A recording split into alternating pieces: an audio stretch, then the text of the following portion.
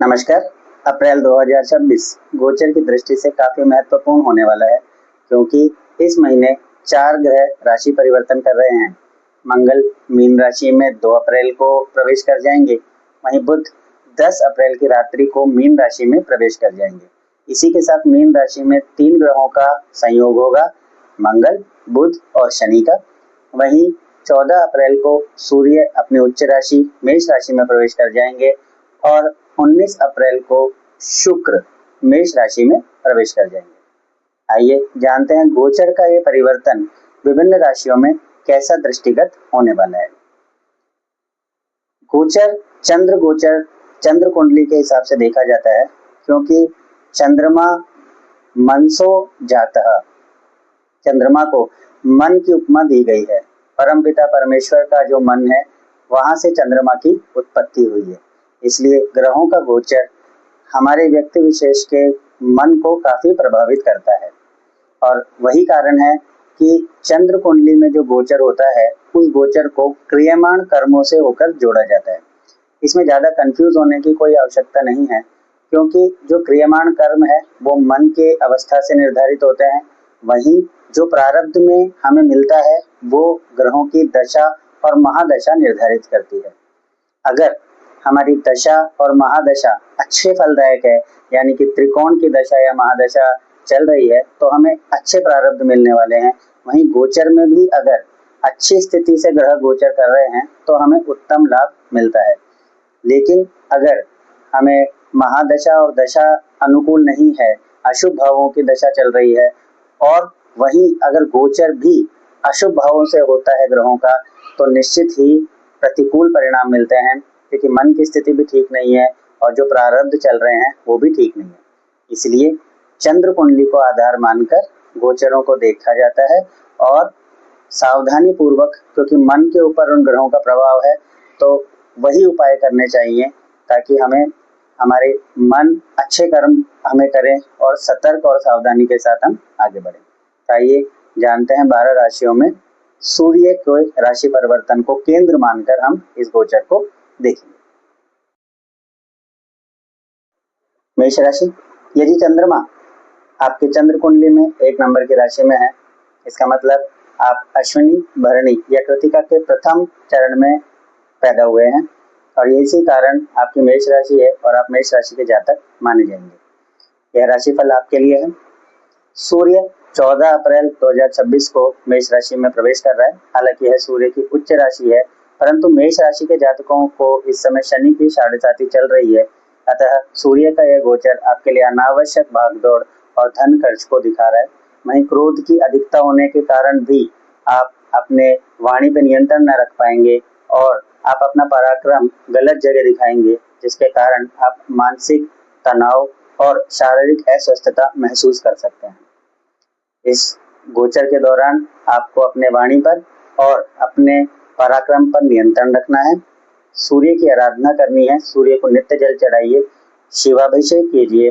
और वहीं क्योंकि शनि की 7.5 चल रही है, अतः प्रत्येक शनिवार शनि के लिए दशरथ कृत शनि स्तोत्र का पाठ करना अत्यंत लाभदायक होगा।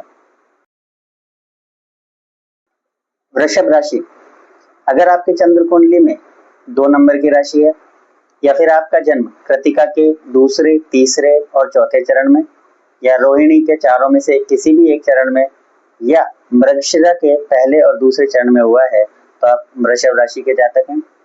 सूर्य का राशि परिवर्तन 14 अप्रैल को आपकी राशि से 12वें भाव में होने जा रहा है। सूर्य का यह परिवर्तन आपको व्यर्थ के धन नाश और आपके रोग की स्थिति दिखाता है कि आपको ज्वर या बुखार जैसे रोग हो सकते हैं।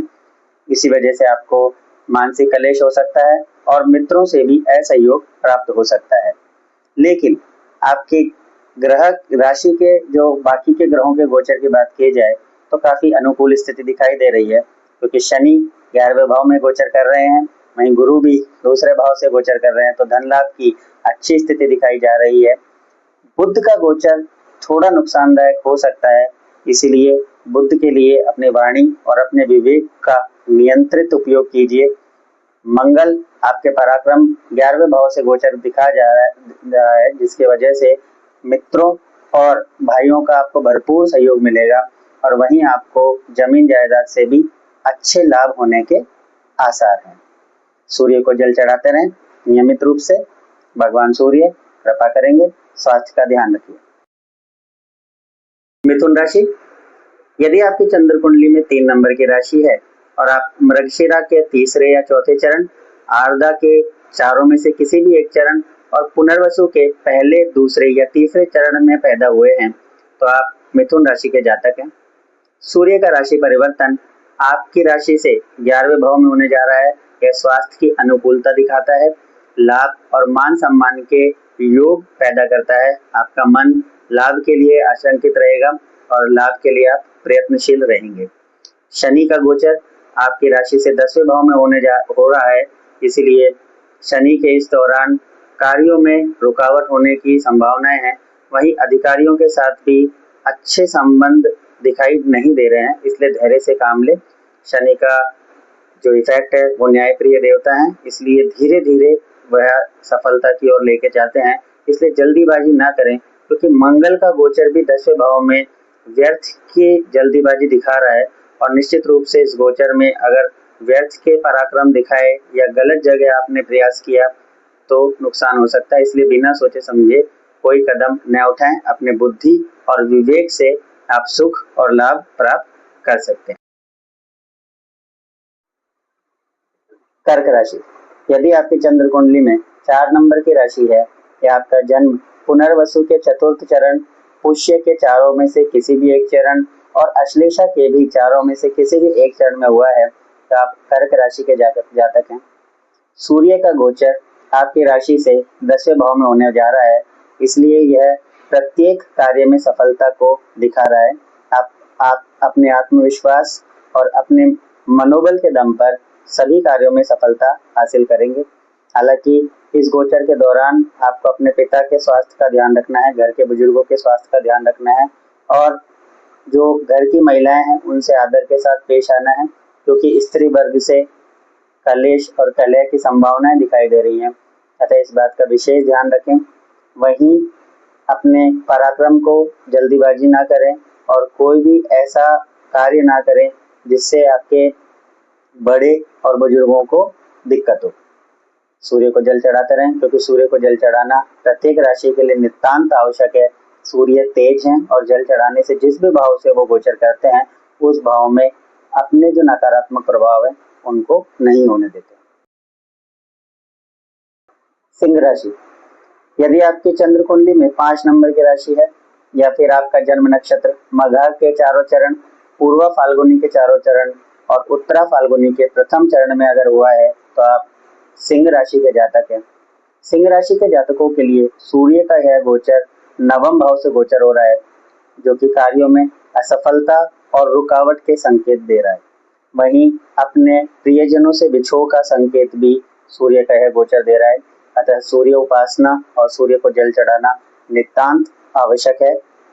वहीं सिंह राशि के जातकों को शनि की ढैया हो रही है, क्योंकि शनि की ढैया का असर वो सिंह राशि के जातक पहले से ही महसूस कर रहे हैं कि हर काम में दुख, हर काम में असफलता और साथ के साथ संतान पक्ष से चिंता, अनावश्यक धन खर्च और मन में एक अनजाना भय सिंह राशि के जातकों को इस समय महसूस हो रहा है और यह शनि की ढैया का असर है। सिंह राशि के जातकों को हनुमान जी की आराधना नितांत आवश्यक है। प्रत्येक मंगलवार और शनिवार सुंदरकांड का पाठ अगर सिंह राशि के जातक करते हैं तो उनको शनि की ढैया से होने वाले दुष्परिणामों से बचे जा सकता है। वहीं सूर्य को निरंतर नित्य सूर्योदय के समय जल चढ़ाते रहें, अपने बुजुर्गों का ध्यान रखें।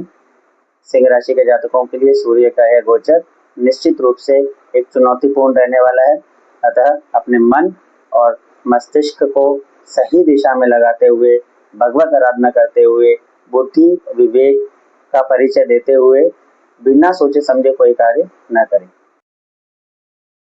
कन्या राशि, अगर आपकी चंद्र कुंडली में 6 नंबर की राशि है या आपका जन्म नक्षत्र उत्तरा फाल्गुनी के दूसरे, तीसरे या चौथे चरण, हस्त के चारों में से किसी भी एक चरण और चित्रा के पहले और दूसरे चरण में अगर आपका जन्म हुआ है तो आप कन्या राशि के जातक हैं। कन्या राशि के जातकों के लिए सूर्य का यह गोचर 8वें भाव में हो रहा है, जिससे रोग, भय, चिंता और अधिकारियों से नाराजगी के आसार बनते दिखाई दे रहे हैं। वहीं आप अपने व्यर्थ के अहंकार के कारण भी अपने अधिकारियों के साथ अच्छे संबंध नहीं रख पाएंगे, तो इस बात का विशेष ध्यान रखें कि आप अपने अधिकारी अपने कार्य क्षेत्र में अपने अहंकार और अभिमान को ना लेके आए। अपने आसपास कार्य क्षेत्र और अपने घर परिवार में स्त्री वर्ग का विशेष ध्यान रखें, क्योंकि यह इस गोचर में आप अपने स्त्री वर्ग से परेशानी दिखाई दे रही है। आपको स्त्री वर्ग से कलेश, कलह होने के आसार हैं। अपने घर में स्त्री, अपने भाई बहन के साथ, विशेषकर बहनों के साथ और अपनी स्त्री के साथ अच्छा व्यवहार रखें, अन्यथा कन्या राशि के जातकों को यह गोचर कुछ अनुकूल परिणाम देने वाला नहीं दिखाई दे रहा है। सूर्य को जल चढ़ाते रहें और स्त्री वर्ग का विशेष सम्मान करें। तुला राशि, अगर आपके चंद्र कुंडली में 7 नंबर की राशि है या फिर आपका जन्म चित्रा के तीसरे या चौथे चरण, स्वाति के चारों में से भी किसी भी एक चरण, विशाखा के पहले, दूसरे या तीसरे चरण में हुआ है तो आप तुला राशि के जातक हैं। तुला राशि के जातकों के लिए सूर्य का यह गोचर 7वें भाव में होने जा रहा है।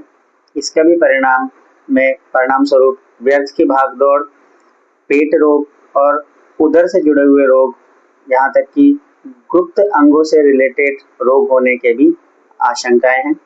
वहीं क्योंकि सूर्य का यह गोचर 7वें भाव में हो रहा है, अतः व्यवसाय और पार्टनरशिप में मतभेद होने के पूरे आसार दिखाई दे रहे हैं। परंतु यदि आपने अपने बुद्धि और विवेक का सही परिचय दिया और अपने पराक्रम का सही परिचय किया, सही जगह पराक्रम का उपयोग किया, तो आप सूर्य के इस गोचर से अनुकूल लाभ भी प्राप्त कर सकते हैं। तो सूर्य के इस गोचर के दौरान क्या करना चाहिए? जैसे कि हर राशि के जातकों को सूर्य को नित्य सूर्योदय के समय जल चढ़ाना चाहिए, यह नितांत आवश्यक है। उसी प्रकार तुला राशि के जातकों को भी सूर्य की आराधना और आदित्य हृदय स्तोत्र का पाठ नितांत आवश्यक है। सूर्य का यह गोचर आपको अनुकूल फल प्रदान करेगा। वृश्चिक राशि, यदि आपकी चंद्र कुंडली में 8 नंबर की राशि लिखी हुई है और आपका जन्म विशाखा के चतुर्थ चरण, अनुराधा के चारों में से भी किसी भी एक चरण और ज्येष्ठा के भी चारों में से किसी भी एक चरण में हुआ है तो आप वृश्चिक राशि के जातक हैं। सूर्य का गोचर आपकी राशि से 6ठे भाव में होने जा रहा है, तो यह आपके स्वास्थ्य के लिए अच्छा संकेत है। शत्रुओं पर विजय प्राप्त करने के लिए कोर्ट कचहरी के मामलों में सफलता के यह योग दिखा रहा है। इसलिए सूर्य का इस गोचर में आपको अनुकूल लाभ प्राप्त होंगे, परंतु आप अपनी वाणी और अपने क्रोध से अपने बच्चों और स्त्री वर्ग को परेशान कर सकते हैं। तो इस बात का विशेष ध्यान रखें कि आप अनावश्यक क्रोध और अनावश्यक वाणी का दुरुपयोग ना करें, क्योंकि वृश्चिक राशि के जातक गुस्सैल स्वभाव के होते हैं, इसलिए उनको इस बात का विशेष ध्यान रखना है। वहीं अपने अहंकार की वजह से भी आप गलत डिसीजन ले सकते हैं, क्योंकि गुरु का गोचर 8वें भाव में हो रहा है। तो पूरे वर्ष इस बात का ध्यान रखना है कि आप अपने अहंकार की वजह से गलत व्यवहार ना करें। अदरवाइज ये जो आप सूर्य का गोचर देख रहे हैं, ये आपके लिए कुल मिला के शुभ है, पर अपने वाणी और अपने पराक्रम का विशेष ध्यान रखें। सूर्य को नित्य जल चढ़ाते रहें, भगवान विष्णु की आराधना करें। धनु राशि, यदि आपकी चंद्र कुंडली में 9 नंबर की राशि लिखी हुई है या फिर आपका जन्म नक्षत्र मूल के चारों चरणों में से भी कोई एक चरण, पूर्वाषाढ़ा के भी चारों चरणों में से किसी एक चरण और उत्तराषाढ़ा के प्रथम चरण में अगर हुआ है तो आप धनु राशि के जातक हैं। धनु राशियों के जातकों के लिए सूर्य का यह गोचर 5वें भाव में होने जा रहा है, इसलिए संतान से संबंधित परेशानी और एक अनजाना भय मन में रहेगा। अतः सूर्य के इस गोचर का लाभ प्राप्त करने के लिए उस अनजाने डर, अनजानी चिंता और संतान पक्ष से अच्छे अनुकूल समाचार प्राप्त करने के लिए आप सूर्य को नित्य जल चढ़ाएं, आदित्य हृदय स्तोत्र का पाठ करें। वहीं अगर शनि की स्थिति की भी देखी जाए तो धनु राशि के जातकों के लिए शनि की ढैया का समय चल रहा है, यह सुख में कमी की स्थिति को दिखाता है। अतः सूर्य के साथ साथ शनि को भी प्रसन्न करने के लिए नित्य हनुमान चालीसा का पाठ किया कीजिए। अगर हो सके तो मंगल और शनि को सुंदरकांड का पाठ करें। पंचमुखी हनुमान जी को चोला चढ़ाएं। पंचमुखी हनुमान जी की आराधना करने से शनि के प्रभाव जो दुष्परिणाम होते हैं उनमें कमी आती है। यदि आपकी चंद्र कुंडली में 10 नंबर की राशि लिखी हुई है या आपका जन्म नक्षत्र उत्तराषाढ़ा का दूसरा, तीसरा, चतुर्थ चरण, श्रवण के चारों में से भी किसी एक चरण और धनिष्ठा के प्रथम और द्वितीय चरण में हुआ है तो आप मकर राशि के जातक हैं। मकर राशि के जातकों के लिए सूर्य का यह गोचर चतुर्थ भाव में होने जा रहा है। सूर्य का यह गोचर आपके हृदय स्थान में होने जा रहा है, अतः यह पूर्ण रूप से ठीक नहीं है। सूर्य के इस गोचर में आदित्य हृदय स्तोत्र का नित्य पाठ करना ही हितकर होगा, क्योंकि यह हृदय में जलन और हृदय में अनचाही जो कष्ट है वो उत्पन्न कर सकता है। स्वास्थ्य का ध्यान रखें, नमक का प्रयोग कम करें और जितना हो सके अपने ब्लड प्रेशर का ध्यान रखते रहें, क्योंकि सूर्य का यह गोचर चतुर्थ भाव में ठीक रिजल्ट नहीं देगा। वहीं गुरु का गोचर भी छठे भाव में है, तो आपको शत्रु से भय और शत्रु से पीड़ा होने के आसार है। अतः प्रत्येक गुरुवार विष्णु सहस्त्रनाम का पाठ करना अत्यंत लाभदायक होगा। अतः मकर राशि के जातकों को सूर्य के इस गोचर में विशेष सावधान रहना है, स्वास्थ्य का ध्यान रखना है और व्यर्थ और अनावश्यक झगड़ों में पड़ने की कोई आवश्यकता नहीं है। कुंभ राशि, यदि आपके चंद्र कुंडली में 11 नंबर की राशि लिखी हुई है या फिर आपका जन्म नक्षत्र धनिष्ठा के तीसरे या चौथे चरण, शतभिषा के चारों में से भी किसी एक चरण और पूर्व भाद्रपद के प्रथम, द्वितीय या तृतीय चरण में हुआ है तो आप कुंभ राशि के जातक हैं। कुंभ राशि के जातकों के लिए सूर्य का यह गोचर तीसरे भाव से गोचर कर रहा है। हालांकि कुंभ राशि के जातकों पर इस समय शनि के साढ़े साथी चल रही है और वह अपने शनि की साढ़े साथी का प्रभाव देख रहे होंगे। हालांकि सूर्य का यह राशि परिवर्तन अच्छे संकेत दे रहा है, धन प्राप्ति विशेषकर स्थान प्राप्ति के यह योग बना रहा है। परंतु एक सावधानी, क्योंकि कुंभ राशि के जातकों के लिए मंगल का गोचर दूसरे भाव में होने जा रहा है, अतः वाणी में कठोरता और अपनी कठोर वाणी से आप व्यर्थ के झगड़े फसाद की स्थिति उत्पन्न कर सकते हैं। अतः अपनी वाणी पर नियंत्रण रखें। सूर्य का यह गोचर और अन्य ग्रहों का गोचर भी अच्छे धन लाभ की और इशारा कर रहे हैं, अतः सूर्य का यह गोचर निश्चित रूप से लाभप्रद रहने वाला है। सूर्य को नित्य जल चढ़ाते रहें, सूर्य आराधना करते रहें, निश्चित लाभ होगा।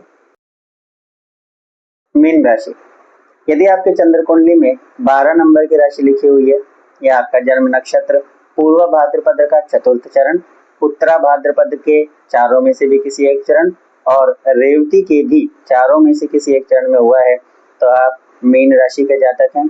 मीन राशि के जातकों के लिए सूर्य का यह गोचर दूसरे भाव में हो रहा है, जो कि अनुकूल स्थिति नहीं दिखा रहा है। व्यर्थ का धन नाश, धन हानि, सुख में कमी, कुटुंबियों से विरोध की स्थिति को यह दिखा रहा है। वहीं स्वास्थ्य में भी चिंता का यह संकेत दे रहा है। रक्त से होने वाले विकार इस गोचर के दौरान आपको हो सकते हैं, क्योंकि मंगल का गोचर भी आपके लग्न से, आपके चंद्र राशि से संबंध बना रहा है। अतः सूर्य का यह गोचर आपको विशेष सावधानी के साथ निकालना है। सूर्य की आराधना करनी है, खान पान का ध्यान रखना है और अपनी वाणी पर नियंत्रण रखना अत्यंत आवश्यक है। सूर्य आराधना करते रहें, निश्चित लाभ होगा।